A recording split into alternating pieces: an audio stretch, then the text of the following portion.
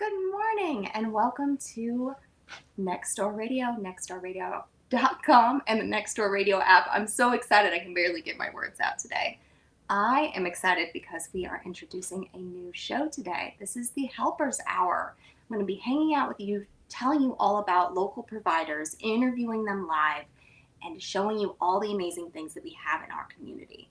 I'm very excited today to have Miss Elizabeth with me. Good morning. How are you doing? Good morning. I'm great. Wonderful. Now, I am excited to have Elizabeth because you have some amazing things going on down in the Wake Forest area, correct? Correct. Yeah. Beautiful, beautiful. So tell me a little bit about yourself and the services that you provide. Okay.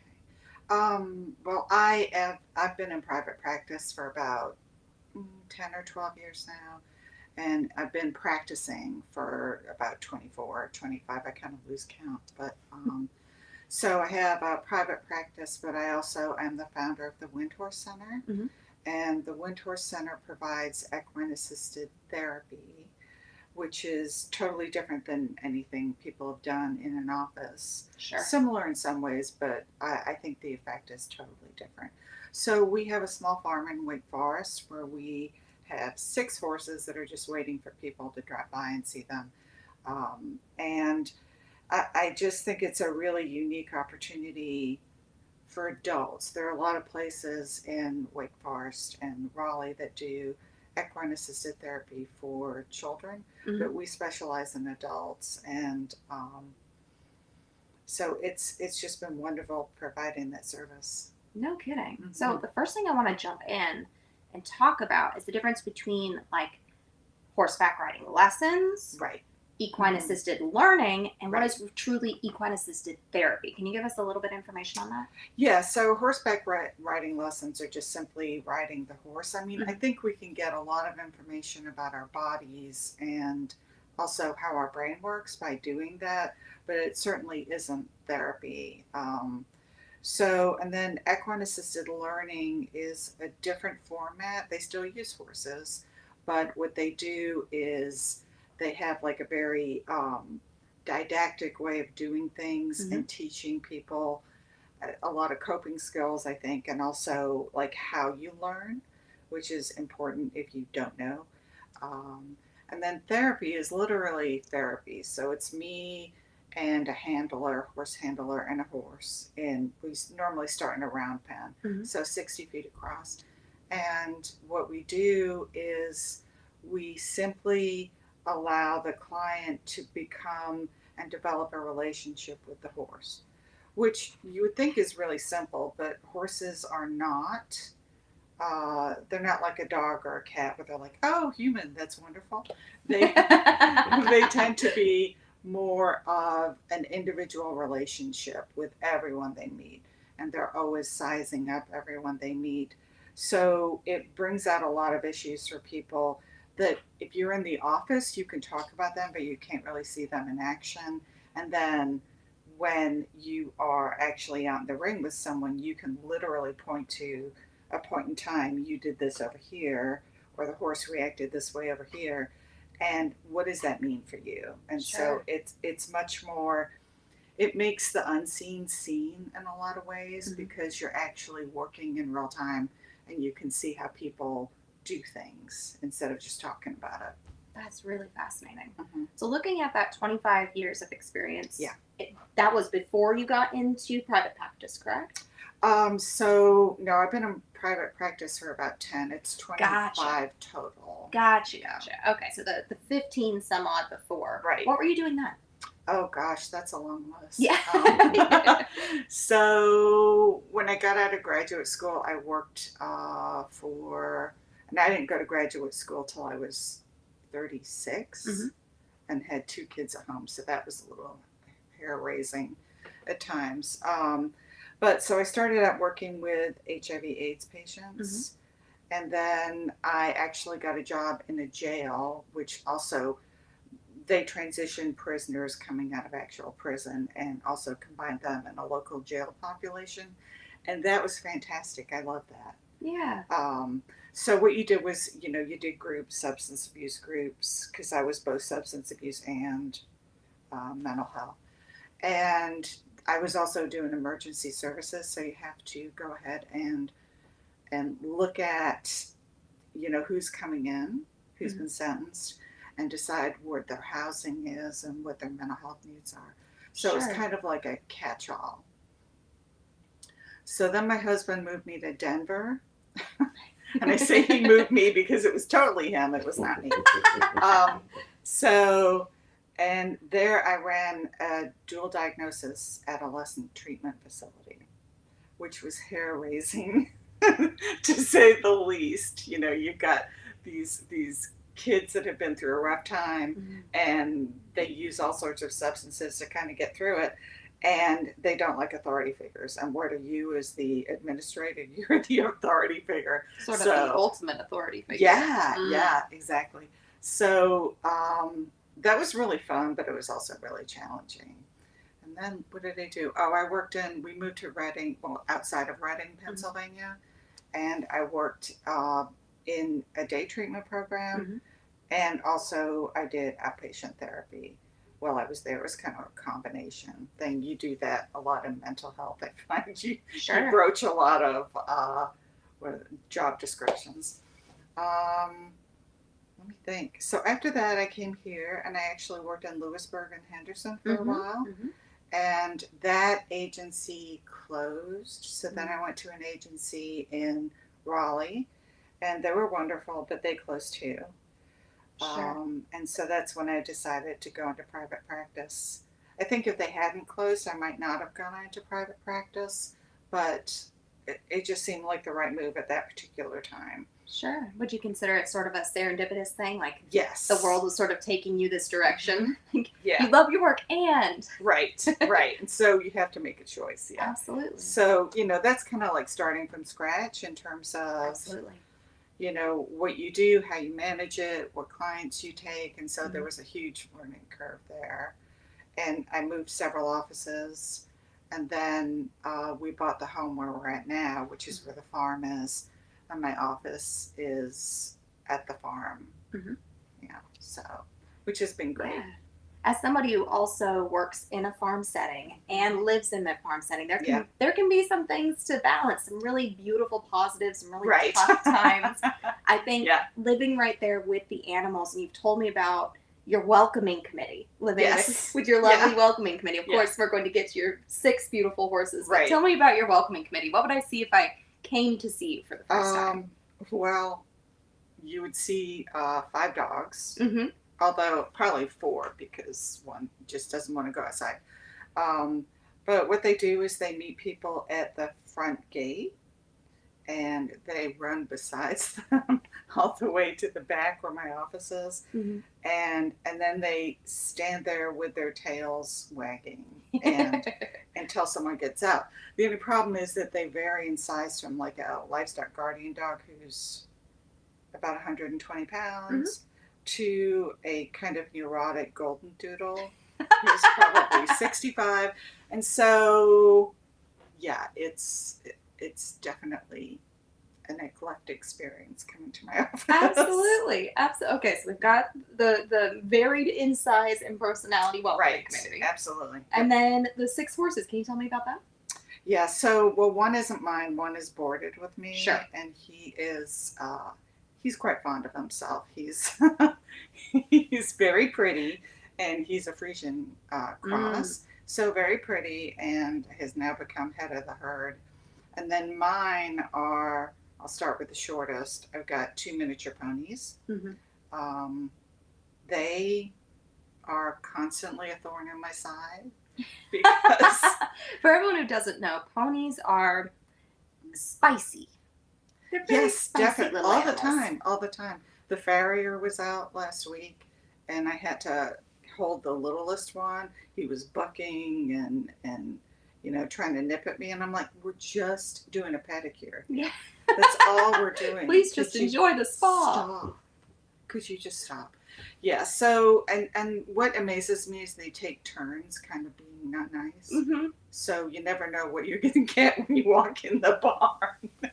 But they're great for clients. They love clients, probably because all the petting they get and stuff like that. But yeah, so we have those, and those I used to work I used to put them working with children, Mhm. although some adults feel that working with smaller horses is a better thing. Sure. And I try and convince them that no, it's not necessarily better, but we go ahead and do it anyway. And these ponies show out spectacularly. They're just I'm small, not easy. right. Exactly. Exactly. So I have a rescued thoroughbred Mhm. who was on the racetrack. I Sure. think she won like $200,000 in winnings, which, you know, isn't a whole lot on the racetrack, but Mm. it's sort of respectable. And I got her from, she was ready to be shipped out. She was actually at a, what we call a kill pen. Mhm. Um, and so I got her, rescued her from the kill pen, and she had even had like braids in her hair. So someone had taken her to a show Mhm. right before, and then decided to auction her off, and that's how she ended up where she is. Wow. So to be fair, she's really, speaking of neurosis, I mean, she's fairly neurotic, but racehorses tend to be. Mhm. And so we're still working on her ground manner. She tends to be very pushy, Mhm. especially if you have candy in your pocket. So that's a no-no. um, and then I've got my riding horse, and his name is Yeti, and he is a spotted draft quarter horse cross, I believe. So he's big friend. Yeah, Mhm. and he's about 16 hands. For all those who aren't familiar, a hand is about 4 inches, and that's measured to the shoulder. So that's Right. that's a pretty big animal. Yeah, and so I don't do math, so I don't really. A number of inches. Math at home. Enjoy. That's right. Exactly. Yeah. Homework. As a former math teacher myself, I take the moment to go, beautiful math, and then continue. Oh, I don't. That's why I'm a therapist. I don't do math. Fair enough. So, and so he actually kind of came to us dissociative. He had been only used as a cart horse. Can you tell us what dissociative means? Sure. Dissociative means where your body is still present, but your mind goes someplace else, which is part of trauma. And horses kind of experience trauma the same way we do. So that was one of the first things I noticed. And the second thing was that because he's a cart horse and cart horses just go straight, he didn't know how to turn. And so that was a lot of fun in the arena where you go and turn left, and he's like, I don't know how to do that. And he just stops. So yeah, he's come a long ways. He knows how to do circles now. So I'm proud of him. But he's probably the favorite of therapy horses, just because he has the right amount of, I like you, but I'm going to make you work for whatever we're working for. Sure. As opposed to, like my other Clydesdale, that's the next horse, where he's just kind of like, meh, I'm going to let you, do whatever. And so the temperament of the horse is really important also. You've got a pretty wide variety of temperaments there, sizes and temperaments. Yeah, exactly. Yeah. So it's interesting. But I think you need that variety to be able to fit, you want to try and place the horse with a person that it's kind of touching on their difficulties in a way. Gotcha. Like not too much. But so if I have someone with poor boundaries, I certainly don't want to put them with a really pushy horse, because they'll just push them around. Sure. Or a horse that will let the person push them around. So it's kind of figuring out what works best. But yeah, that's my crew. Yeah, that's got to be a lot of balance as you're figuring out where different animals fit with everyone. And I'm sure throughout the day, okay, we can't choose the same horse all day long, because that will exhaust them as well. So balancing client to client has got to be a bit of a math problem. Yes, it does. Yeah. Wonderful. Yeah. Are there any other animals on your farm? No, I think I would be divorced if there were other animals. My husband said no more animals. Yeah. So I promised, So have horses always been a part of your life? No, actually, Well, I grew up in England Mhm. until I was about 9, and so our holiday vacations, we went to the same place. And so I did horseback riding there every year. Mhm. And then when we moved to the US, there really wasn't an option for our family. Sure. So I actually, going back to graduate school, I actually started riding again in graduate school Mhm. because, you know, why not add something else on top Yeah. of graduate school, Multiple blended kids. family, Oh my goodness. newly married. Yeah. So, Yeah. and actually, I feel like that really kind of saved my mind Mhm. then, because it is that relationship piece. And you don't always know that you're doing that, Mhm. but I felt that he kind of taught me to balance my emotions. And to boot, I never fell off, which is awesome. That is a great place to Yes, start. it is. I've only fallen off like 5 times in my life, but yeah, they were doozies. So Don't think I have that same record personally, having fallen off many a pony in my life. But I yeah, want to go deeper into Mhm. your training and your certifications after Sure. our commercial break. We're going to be just a few minutes and we'll be right back with the Helpers Hour on Nextdoor Radio, nextdoorradio.com, and the Nextdoor Radio app. Beautiful. So we'll have about 2 minutes. Okay. About 2 minutes? That's pretty good. Perfect. Yes, ma'am. All right. Get my next timer going. How you feeling so far? Good. Yeah. I'm just having Very a hot casual. flash, so don't mind me. Oh yeah, it can warm up sometimes. All the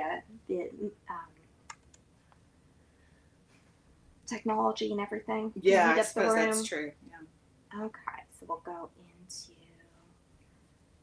schooling and certifications when we come back. Beautiful.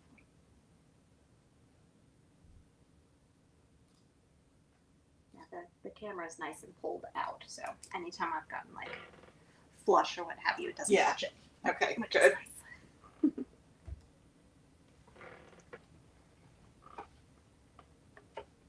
Now the camera is still going at this point, so we're not going to do any lewd gestures. But Yes, no lewd gestures. Yeah. but we're all good there. Oh yeah, the last pony that we had was similar. It was Oh my so gosh. spicy.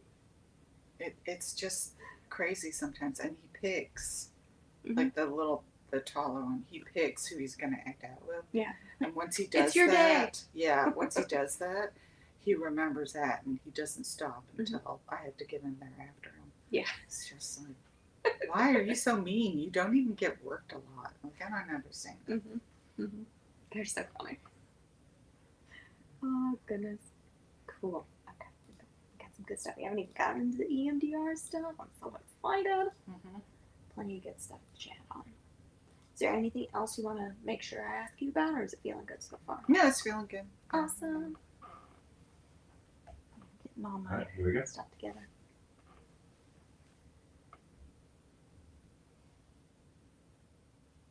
Welcome back. You are listening to the Helpers Hour on Nextdoor Radio, nextdoorradio.com, and the Nextdoor Radio app. I am excited to be joined with Elizabeth Mitchell. She's just telling us about the incredibly adventurous way you went through grad school with all these different things happening in your life. Mm-hmm. Tell me about your education and certifications, because as we Sure. know, to be in therapy, to be a therapist, Mm-hmm. you've got to have a good educational background. Right. Tell me about that. So I, did my undergrad at Michigan State University. Mhm. Go Spartans! And then I went in the Peace Corps for a while and came back Pause out. there. What did you do in the Peace Corps? I had no idea. Oh, yeah. I was an agriculture volunteer. So I was in actually North Africa in the Sahara Desert trying to grow plants. Mhm. It was not always a great fit. Mm. But I mean, I really loved doing it. It was a lot of fun. So Very cool. I'm sorry, I yeah. just had to No, hear. it's okay. Yeah. So that was your So- undergrad directly after Peace Right. Corps. What And came after that? I had all sorts of like human services jobs in between that and my master's. But so my master's is in clinical social work. Mhm. And I know a lot of people confuse that with the social worker that you meet at the hospital or the nursing home or whatever, or social services. Clinical social work is specifically to be able to do therapy, Gotcha. mental health therapy. So I came out with a master's in that, and that's when I worked in the jail. So, and then kind of gradually over that first 10 to 15 years, I began to, because I think when you do therapy, you're always touching on trauma most of the time. Sure. You know. Especially being involved in the jail Right, system and everything right. that you've done. So I was noticing that people did not get better with traditional therapy. When you People say who traditional, like a talk therapy? well, talk therapy, but also like cognitive behavioral therapy, Sure. which is more about addressing your thoughts or, you know, emotional processing, talking about your stuff, right? And I noticed that for people with trauma, it didn't necessarily make an impact. So if you have someone that's talking about a current issue, their marriage, whatever, that isn't going well, you can kind of focus in on that issue, but trauma reverberates through a person's life and reenacts itself through a person's life. And so what I noticed was that those people were not getting the benefit. And I started to try and figure out why. And this was kind of just in the infancy of understanding the neurobiology of trauma. So, so I did a lot of research, and what I noticed about my earlier writing experience, because I was very anxious going through graduate school and all that fun stuff, Sure. was that it was actually riding the horse was soothing in this neurological way, right? So it wasn't just I wasn't thinking about stuff. I could take a breath, I could relax my body, that type of thing. Um, and so I just started looking into how you can kind of gain that experience if you've been through trauma, because that's the one piece that isn't accessible to people. I mean, there are a number, but that's a huge piece that isn't accessible to people with trauma. Um, and I kind of went through. That's when I learned EMDR. Was at the beginning phase of that. What is EMDR? Eye movement desensitization reprocessing. So that's a Okay. long kind of list of words. Uh, EMDR works a different way than just talking about trauma. So, what we know about trauma, just in general, is that trauma and traumatic memories are not really stored in like the frontal part of your brain, the neocortex. They're stored in the amygdala, which is deep in the center of your brain. Okay. And the amygdala regulates your fight, flight, fear, or fawn response, and also kind of regulates emotions on some levels. Because your upper level of your brain is thought processing, and the amygdala in the center of the brain is really managing emotions, notably fear and survival. So what happens is those traumatic memories get stored in a different part of the brain, and very often they're fragmented, which is why people will only have portions of a flashback as opposed to the entire thing. And we didn't know how to access that, but what EMDR does is you use a very simple light bar. It's just probably about maybe 2 feet across. And what the person who developed this discovered was simply moving your eyes from left to right can allow you to access those memories and put things together and make associations that you can't do simply through talk therapy. That's fascinating. Yeah, it really is fascinating. I think that was the beginning of kind of all of us going, there really is a different path towards this. Sure. And so I was, right on that, trying to figure that out. But the one thing that EMDR did for people, while it helped capture those emotions and bring fragments together, a lot of times that was so overwhelming for people, emotionally overwhelming. And trying to get them re-regulated where they kind of come back into their body as opposed to that dissociative thing that we talked about with your mind being gone and your body here, was really, really difficult. And so I kind of then thought back to my experience in horseback riding. And luckily there was a program, a gala program here in North Carolina. And so that's when I started looking at that, and that was the beginning of the equine assisted therapy. Gotcha. Piece. Is Agala equine assisted therapy Yes, training? it's Gotcha. one of, I think there's like a bunch. There's natural lifemanship, which is more of what I do now. Mhm. Egala, EAGALA, and then there's OK Corral by someone, Mhm. and I think there's another one. Gotcha. Okay, so you're starting to see the EMDR effects and going, hey, sometimes this pulls people so far deep, almost, and correct me on this if I'm wrong, so deep into that memory Mm-hmm. that they're dissociated from the moment that they're in. Mm-hmm. And bringing them back from connecting those memories and being in that perhaps Right. old place back to reality Mm-hmm. is incredibly difficult. Like, Right. it's a difficult moment to bring back together. Right, and especially within 60 minutes. Oh You know, my. that's all you Yes. got, right? Yeah. So yeah, I was kind of stuck with opening people up with EMDR, if you want to look at opening up like this Pandora's box, and then really trying to figure out, okay, so how can I get them out the door so they can function till next week when I see them? And that's when I went, something isn't totally working here. Sure. Okay, so people were probably incredibly impressed at being able to open and see all these things, and then going out into the world kind of with that raw wound of sorts. Right. And we needed a way to close it. How are you looking at moving forward now that you go, hey, I know horses brought me that almost closure, that ability to be completely within myself, and I've got this amazing therapy. How are you bringing those two together? Well, I kind of made this leap, and I'm not saying it's unique. I'm just saying, to me, it was like a light bulb moment, that if you can connect the neurobiological piece, and that includes all the, the adrenaline that runs through your body, and also being very hypervigilant because you're looking for the next bad thing to happen. If you can kind of close that loop, then you can teach people how to regulate those emotions. I don't necessarily mean like going from happy to sad or vice versa.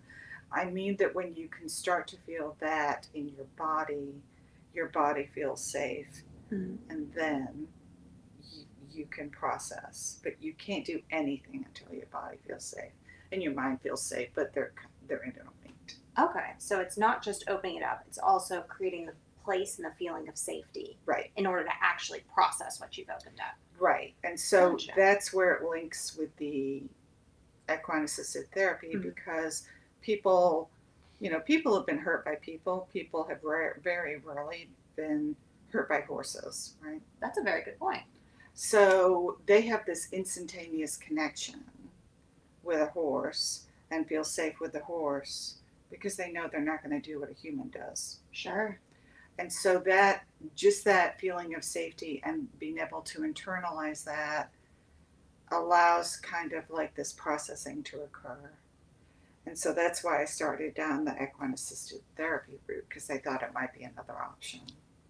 Got it. Okay, so all these pieces are coming together. Is this happening kind of during your master's level work, or happening a little bit after, as you were going toward private practice? Where does this kind of fit in your timeline? Yeah, so I would say it fits about halfway through my career. So where it was all kind of starting to click for me that this was really, as much as important as processing the memory is, it's also really important that your body, as someone who's gone through trauma, knows how to feel safe again. Because nothing can change until that happens. And so while EMDR processes the memory, it doesn't create that safety connection, right? And so the last piece of this was somatic experiencing for me. Tell me what somatic experiencing is. Somatic experiencing is this kind of belief that in trauma, you don't always have to apply meaning to a feeling. And what I mean by that is, so,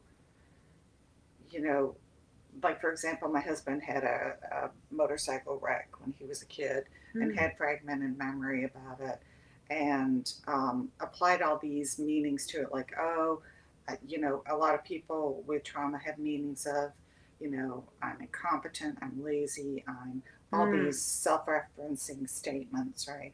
And so in somatic experiencing, we just want to feel what the memory creates in your body and not apply all those labels to it. Sure. Because once you can start to kind of dissipate what's happening in your body, your brain will follow. Yeah. That's so cool. In behavior analysis, we would conceptualize that through relational framing. What did I put connected to what is same as with me now that I've Right. had this? Now I am same as incompetent. And same as incompetent means that I'm useless. And you get this whole frame how you're thinking about yourself. Right. So the somatic processing is going, okay, what body movements, what feelings in your Right. body are associated. Right. That's so cool. And can you change those? So Yeah. if you're having a memory of something that's very uncomfortable and you kind of get this feeling in your throat or your chest or wherever, if we can just work on that sensation in those areas, it can then kind of make you feel better. Yeah. Right. And I think the other piece to that is that trauma really puts people in a frozen state. So frozen memories, frozen reactions, and really what we're trying to teach people is that you can build some resilience in your reactions to things. So if you're feeling a certain kind of way physically or emotionally, you can move away from that. And that's what we're really trying to teach people to do. And then when you can do that, the world feels a lot safer. Gotcha. Okay, so we've got the EMDR, which can sort of open things up, the somatic experiencing to be able to go, where is it sitting? Right. How is it feeling? And then the equine part of feeling that trust and safety. Right. That's so cool. Right. Bringing all those pieces together. Now, I know you've got the Wind Horse Center and Copperleaf Counseling. How do those cross over? So it's really just me that crosses over. So people who come to me in private practice, the Copperleaf Counseling, they do traditional office therapy. And sometimes I get people that want to do equine assisted, but kind of like I have to stay in my own lane. So if someone's in private practice, they're over in this group and they come to my office. And then for people who do equine assisted therapy, they're out in the barn with me and we're up when we're moving around, we're working with the horse. So some techniques cross over, but really it's just my role in the two different organizations that is almost the same, but kind of like in a different location. That makes a lot of sense. Absolutely. Yeah. So let's say someone is wanting to try like EMDR and have the equine therapy included in it. What do you have available for that? So you can do EMDR in the office also. So I think the first thing I would want to know about that person is what is their window of tolerance for, being upset, because I don't want to EMDR where the horse is mounted work. So I don't want to put means someone, riding. Yeah. So I don't want to put someone on a horse when I don't really have a feel for where they're at. So I would probably do EMDR in the office first if they were amenable to that, and then switch them completely over and do it on horseback. Gotcha. So you kind of feel out how wide is this going to open? What sort of reactions are you going to see? Right. If somebody was starting an EMDR, what if they were, say, very tolerant, what could that look like? Or very intolerant, what could that look like? You mean of processing the information? Mm-hmm. So if someone is very intolerant, they're going to have a hard time even engaging with EMDR in the office, because a lot of people who come to me kind of know what this is. They've done research, which is great, right? And but they're going to have a much slower time with this. Like sometimes when I start people, they don't get any information from the EMDR at all. And then as we do session 2, session 3, they start getting information. Whereas on a horse, I think it's somewhat easier, but I also have to keep in mind is, what is your breathing on the horse? Are you going to faint? Are you going to have a panic, feeling on the horse? Which I haven't experienced with people, but I think, it's prudent to make sure that that is something that I'm aware of. Absolutely. Because I don't want to put someone in a bad situation. Yeah, let's get deeper into what it's like to balance getting into a deep therapy with a very large animal involved when we come back from this next break. Sure. Thank you again, everyone. We'll see you right on the other side of the break. This is Next Door Radio, nextdoorradio.com, and the Next Door Radio app.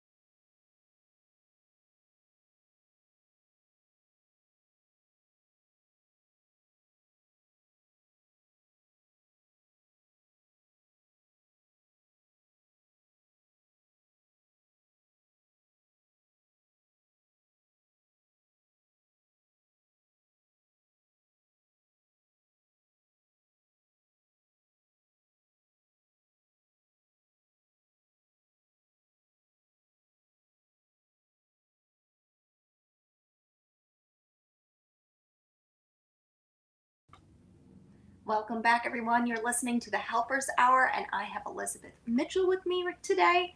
And I am very excited to go a little bit deeper into what deep work looks like when you have 1,000 pounds of animal there with you. You were talking about before the break that when you're meeting somebody, you're needing to consider, hey, are we going to have, say, a panic reaction or a really tough time? Right.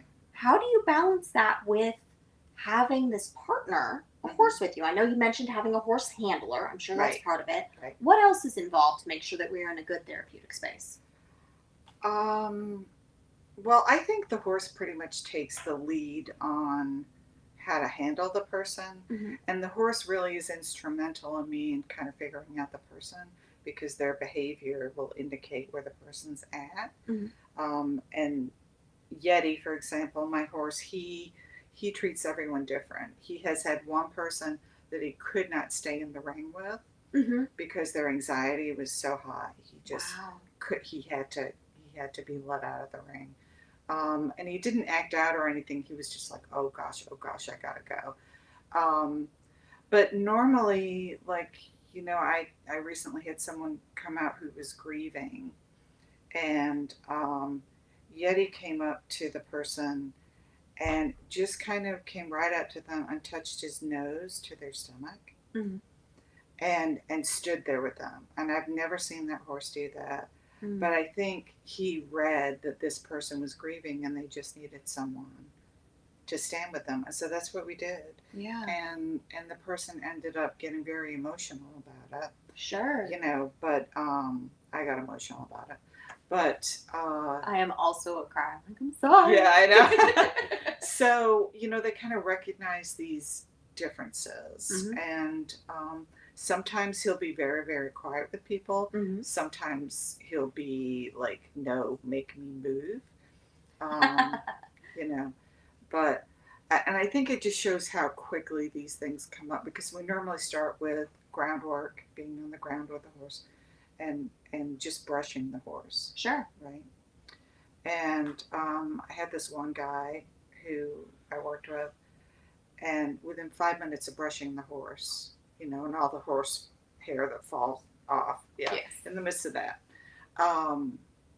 He said, wow, this really brings something up for me. And I kind of cocked my head and I was like, what does that bring up?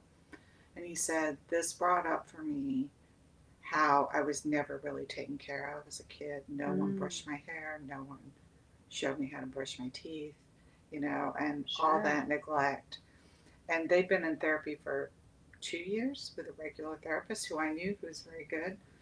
And this person went on to tell me, you know, all this history of their abuse kind of came piling out. And it wasn't because of me, it was because of Yeti, because of that experience of caring for an animal created that safety to be able to discuss that. Yeah. You know, and you can't treat what you don't know. Mhm. So the person he was in therapy with, the therapist, didn't know. So, Sure. you know, and they were having all sorts of reactions like difficulty in relationships, panic attacks, all that kind of stuff. Mhm. And we were able to work on some of that stuff before the end of the season. We're only open from March to late November Sure. because Working of with the animals. weather. Yep. You got to be able to be outside. And so I never know what's going to happen in a Mhm. session. And it feels very magical. It feels very woo-woo at the time. But it's really because the horse is reading the person and very often can fill in for what they need. And we as people, because we've got all this stuff going on in our head, don't do that very well sometimes. Um, you know, so I had another person who the first time she touched the horse, she had a panic attack. And it was because touch didn't feel safe of any sort, right? And so we've been working together for about a year now, and she can actually reach out and touch people, which sounds really minimal, but touch gives us all sorts of positive neurochemicals. Mhm. It allows us to be emotionally intimate with people, Mhm. and that person could not do that. That's really powerful. Mhm. So again, just like Yeti did with the person who was grieving, able to come in and Right. kind of know what's needed in that Right. moment. Mhm. Horses are so incredible. Right, They're right, so they are. cool. And that's why I try and stay out of their way and just let them do their thing. Because if I have an agenda, it will not go the way I think it's going to go. Yeah, I think that's really incredible too. That I think it was Yeti as well. You said did the same thing where he went, "Hey, I can't be here right now. Right. There's too much anxiety in this space. I need to leave and to move out." Right. And to show his boundary setting Mhm. as an example, as a model forward Right. for someone else. That's Right. really neat stuff. Yeah. Yeah. Yeah. Horses. Yeah, So I know. Cool. So great, right? Yeah. Yeah, like my dogs have no patience at all, but my horses do. That's so neat. So you told me how you brought a couple of horses into your life. How on earth did you get two spicy ponies? Well, they came from a rescue, and I'm a Mm. sucker for rescues. Gotcha. Right. Yeah. And they do work really well with children. I had this when I did work with children. We serve 14 and up, ages 14 and up. Now. You currently serve 14 and up? Yeah. Beautiful. But you know, they do work really well with children. Or if you have an oppositional defiant child, they're all over that. They're like, I'm digging in my hooves. You cannot make me move. Yep. Yeah. So Like a mirror. Yeah, exactly. Yeah. Yeah, exactly. Yeah. Yeah, again, so fascinating. Mhm. So looking at that 14 and up, what Right. else is, if somebody was going, hey, this sounds like a wonderful fit for me, what else would make someone a good fit for your services? I think, you know, pretty much anyone who has difficulty kind of accessing their emotions. We serve a lot of trauma. We've also developed a partnership with first responders who experience a lot of trauma. So through NC Peer Support, that's a first responder support group. So pretty much anyone who has been in traditional therapy, who, like I said, what motivated me to get to this point, and they're just going, there's something else. Sure. There's really something else, and I can't figure out what it is. They are great people. Anyone with trauma, it's a Mhm. wonderful program for. Anyone with like abandonment issues, Mm, because some horses will abandon you and others won't. sure. Um, and so anyone with issues that they're really having difficulty putting their thumb on, Mhm. a horse can figure it out, which I know sounds really weird, but they do. Yeah, I think having, as I said, spent a lot of time with horses myself. I've got two at home with human names, Nancy and Billy. And seeing the way I always tell people, like you said, it sounds woo woo, it sounds Right. like all this stuff, but it's just a context Right. within which we can find things we may not have been able to find otherwise. Right. And what a cool context it is. If it's Right. the right fit for you, Mhm. it can be really beautiful. And it's quicker. In my experience, Mm. it's a lot quicker Yes, I'm at getting that getting data to as some well. of those central issues than Mhm. talk therapy. So let's look at first copperleaf counseling. If somebody Mhm. wanted to contact for a more classic sit Mhm. down talk EMDR in an office, how would they contact you? So the best way is by email. Mhm. So my email is it okay to? Absolutely, Yeah. please. So it's eamlcsw@gmail.com. Mhm. And you can contact the Windhorse Center, the Equine Assisted Program, at Windhorse Center NC, all one word, at gmail.com. Beautiful. That's so neat that you've got both available. Now, I do have a question that I Mhm. didn't think of before. Because when I put in my mind, okay, EMDR, we've got a 2-foot light bar. Mhm. Do we take that light bar on the horse? No. Okay. Yeah, I'm so How glad does you that asked work? that. No, that wouldn't work. I was trying to put in my mind, how Um, does this look? And I realized I better ask about that. Yeah. So the whole principle of EMDR is that you're using what we call bilateral stimulation. Mhm. So stimulating the left side, in other words, by looking to the left at the light bar, and then the right is Mhm. the right side. We're crossing that midbrain is what creates this kind of processing area that you can get to. And so with horses, what we do is we now have access to, they're just these little egg looking things. Mhm. And they do the same thing. So you can put them in your pocket Okay. and it can buzz from left to right and back and forth. Gotcha. So instead of your eyes, you're Right. feeling the difference. Right. On your And side. then on the horse, it's also the horse's movement. So Mhm. for those of you that haven't ridden a horse, pretty much if you're sitting on a horse, you're shifting one hip and then one hip if they're walking correctly. And so that combined with the buzzers, these Mhm. EMDR stimulators, can kind of recreate the light bar for people. That's so cool. Mm-hmm. Okay, so you can use the actual light going back and forth. And is it like blink blink or does it move? No, it's a steady line of just white lights and just moves like Mhm. from left to right, right to left. Gotcha. And you can set the speed. The speed's also important for some people process at different speeds. Oh, interesting. So Yeah. is that just a figure it out person by person sort of thing? Mm-hmm. Wow. Okay. Is there a place that you normally start for that, or is it? I think this person's going to process more quickly or have more tolerance. Will go faster. How does that work? I think that normally what I have figured out is, so we're doing passes, so we're doing Mhm. sets of 22, 24, 26. Mhm. And then we stop. And a pass is then, like the light going from one side to the other? Yeah. Okay. Yeah, so we're doing 26 of those in a row. And then we stop and we simply say what comes up. And then Mhm. the person will bring out whatever they thought of in that moment. And then, so we're doing that throughout a session every 20 to whatever. And I'm trying to figure out like where is the best speed, because Sure. some people process faster. I found that people with a lot of anxiety, they need that to be a lot faster going left to Interesting. right. Like my brain's moving so fast, I Mhm. need this to catch up with me. Yeah. Gotcha. And then some people prefer it slower, but you probably don't want it any slower than, it's got different levels. But, I probably don't want it super slow because we use that for something else. We use that for calming people down. Oh, okay. So you're setting the length of time and how many left-right pieces there are. Mhm. And and that's how we kind of figure out what people needs. But it is different for most people. Gotcha. So as you're bringing things back down, you might slow down the speed to Mhm. sort of begin that reintegration, that Right. moving back from dissociation into Right. the present moment.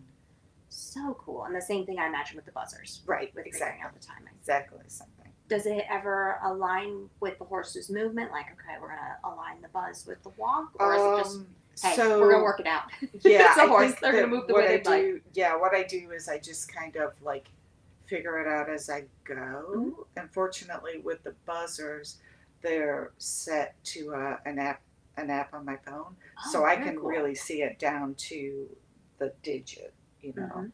and time it like that. Very, very cool. Mhm. Well, this has been an absolutely fascinating conversation. I want to leave a little moment here. If somebody is having a tough time and they're hearing this, and again, they're kind of going, maybe this is something for me, what is one message you'd want to make sure that they hear in this moment?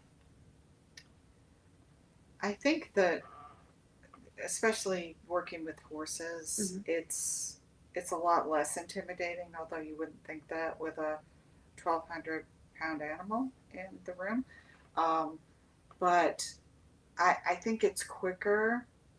You make associations quicker, and you can, I can point to certain behavioral things and go, let's try this and see how Mm. you feel in your body, versus me giving someone homework to go, try something at home. I can actually try it, with them, and they can actually see the results because the horse's behavior mimics the results also. Sure. So it's very visual, very real time.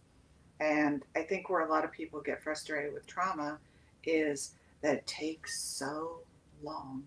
Yes, that is often the theme. Is it's going to take a very long time to sort of metastasize, get it all the way pushed through and broken up and taken apart. Yeah. And so we also work with therapists. Like if a therapist wants to refer to us, Mhm. they're more than welcome to do that. And we can set up a 12-week program and then send them back to the therapist and go, so where are we at with some of the stuff? And then come back for a tune-up session. Kind So of use it as a breakthrough. right. Very Right. cool. So there's a lot of interesting ways to do this. I mean, I think honestly the best thing is for people that they're not in an office when they're doing this. Mhm. Because if you've been in therapy a lot, you know that going into a therapist's office can feel very confining, very invasive, and the horse can be invasive without, it really triggering anything. Sure, absolutely. Go ahead and give your contact information one more time just to make sure Sure. that everybody's got it. Sure. The Windhorse Center's website is Windhorse Center, the Windhorse Center, at .org. So the windhorsecenter.org. Mhm. Our email is windhorsecenternc@gmail.com. For me in private practice, it's eamlcsw@gmail.com. And for both of those organizations, you can contact me via phone at 919-886-1660. You don't need a referral either for me or for the horses. And I just like to speak to people and just chat and figure out what they're looking like. So you're not going to go through an intake on the phone or something and, feel uncomfortable. Yeah, take the time to really get to know somebody and Right. make sure it's the right fit before you start working through getting somebody through intake. Very cool. Yeah. Well, thank you so much for joining me as a Yeah, guest it's been a today. pleasure. Yeah. Helper's Hour is our brand new show on Nextdoor Radio. It has been wonderful having you. Thank you. I am Kellie Syfan. I am so excited for you to see this show coming up next week. We will be in the 10 to 11 o'clock hour. Thank you for listening to Nextdoor Radio on nextdoorradio.com and the Nextdoor Radio app. See you next week.